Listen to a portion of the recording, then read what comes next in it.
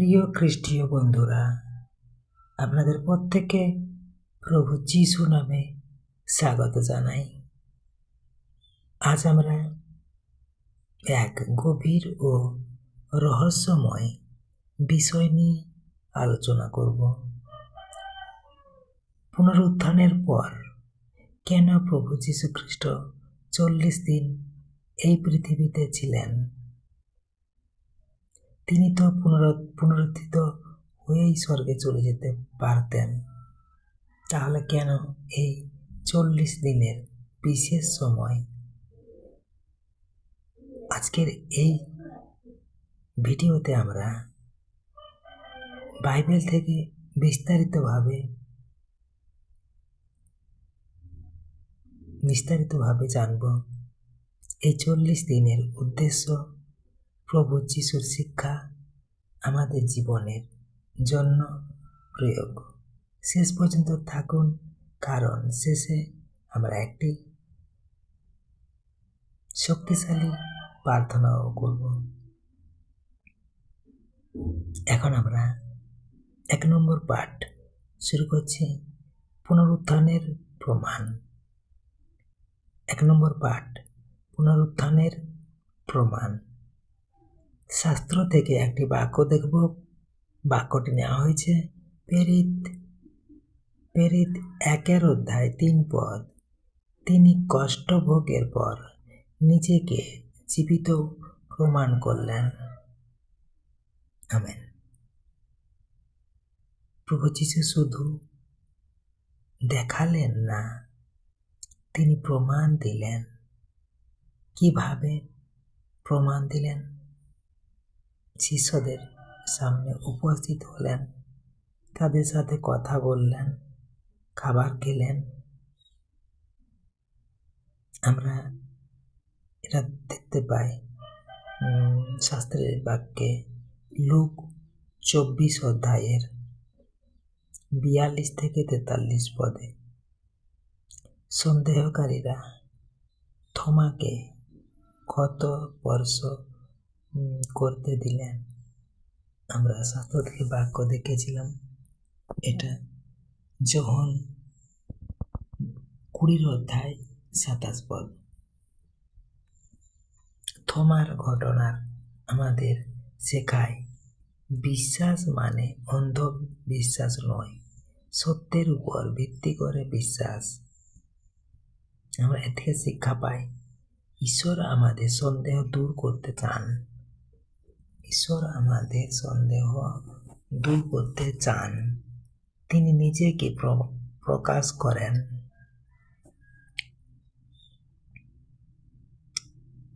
আমরা এখন 2 নম্বর পাঠ দেখব, ঈশ্বরের রাজ্যের শিক্ষা।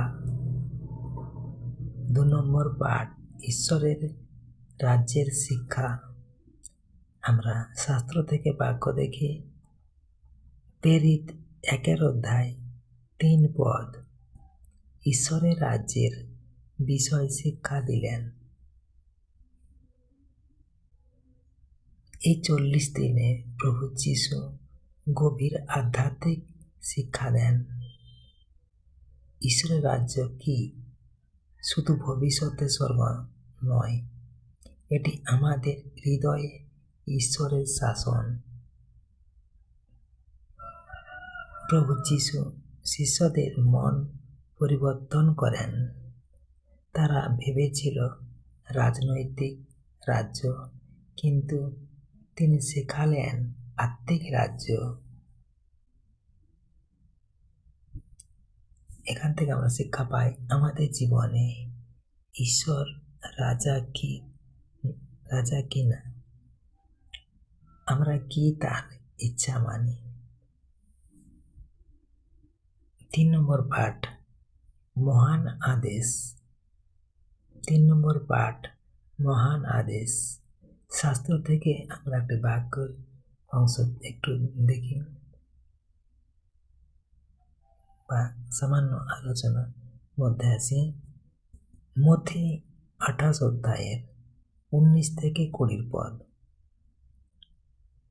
প্রভু যিশুর সবচেয়ে গুরুত্বপূর্ণ নির্দেশ, যাও সুসমাচার করো,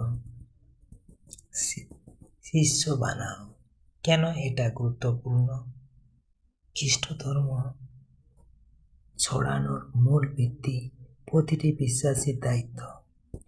বাস্তব প্রয়োগ: পরিবারে সুসমাচার বলুন, বন্ধুদের সঙ্গে ভাগ করুন, সোশ্যাল মিডিয়ায় ঈশ্বরের বাক্য শেয়ার করুন। আমরা 4 নম্বর পাঠ এখন দেখব, পবিত্র আত্মার প্রতিশ্রুতি। 4 নম্বর পাঠ, পবিত্র আত্মার প্রতিশ্রুতি। প্রেরিত 1 অধ্যায় 4 থেকে 5 পদ। যিশু বললেন, অপেক্ষা করো। কেন? কারণ তারা শক্তিহীন ছিল, তাদের দরকার ছিল পবিত্র আত্মা।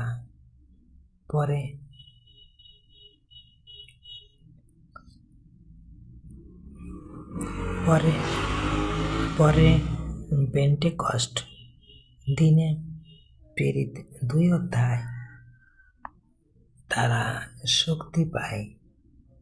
শিক্ষা আমরা এখান থেকে পাই, আমরা একা কিছু করতে পারি না, ঈশ্বরের শক্তি দরকার।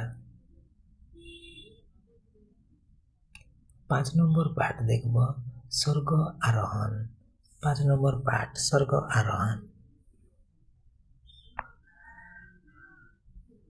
আমরা আরেকটি বাক্য দেখব, প্রেরিত 1 অধ্যায় 9 পদ। 40 দিনের শেষে প্রভু যীশু স্বর্গে উঠে গেলেন। কেন এটা গুরুত্বপূর্ণ? তার কাজ সম্পূর্ণ। এখন তিনি আমাদের জন্য মধ্যস্থ করেন, তিনি আবার আসবেন। এটাই আমাদের প্রভু প্রতিশ্রুতি দিয়ে যান। আমরা এ থেকে শিক্ষা পাই, আমরা অপেক্ষা করি তার দ্বিতীয় আগমনের জন্য, প্রস্তুত থাকি। 6 নম্বর পাঠ, আমাদের জীবনে প্রয়োগ। এই 40 দিন আমাদের শেখায়, বিশ্বাস দৃঢ় করো, ঈশ্বরের রাজ্যকে অগ্রাধিকার দাও, সুসমাচার প্রচার করো, পবিত্র আত্মার উপর নির্ভর করো, প্রভু যিশুর আগমনের জন্য প্রস্তুত থাকো। ঈশ্বর তার আপন বাক্যে প্রত্যেকে আশীর্বাদ করুন। আসুন আমরা আজকের বিষয় ভিত্তি করে প্রভুর সাথে সহভাগিতা করি প্রার্থনার মাধ্যমে।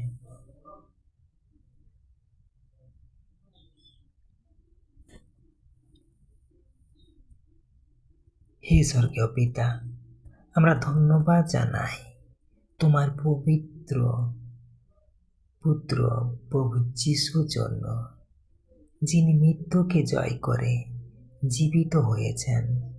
ধন্যবাদ সেই 40 দিনের জন্য, যেখানে তিনি আমাদের শিক্ষা দিয়েছেন, শক্তি দিয়েছেন ও পথ দেখিয়েছেন।